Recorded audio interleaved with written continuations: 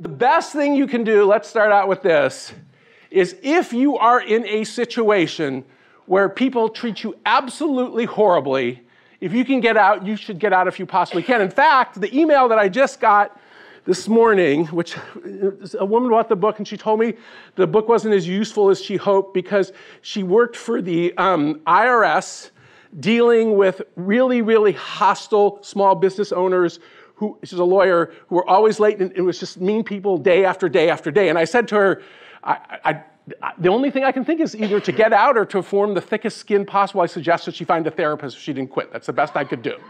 But so there's lots of times when you should get out when the situation is bad, but to give you scientific advice, do not be stupid about it. It's a long life. If you burn bridges and piss people off, it gets harder to get another job, and I think we all know this. One of my favorite examples, JetBlue, some of you may have heard of this. In 2010, there was a flight attendant named Steven Slater.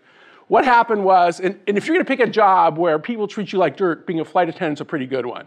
So this poor guy, Steven Slater, he's on a flight with two women are really being hostile to them, and he's fighting with them about their luggage in the overhead compartment and everything.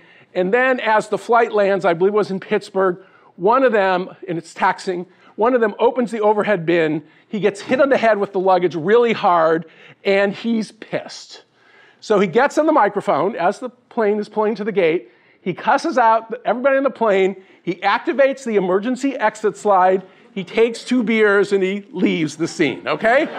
It's a true story, it's well documented. Okay, so this is classic Johnny Paycheck, take the job and shove it material. He was a folk hero, blah, blah, blah. But things actually sucked for him after that. He got fired, he was on probation, he had to pay a fine, he said he was depressed and sorry. So don't be stupid about it if you possibly can, although sometimes it's tough.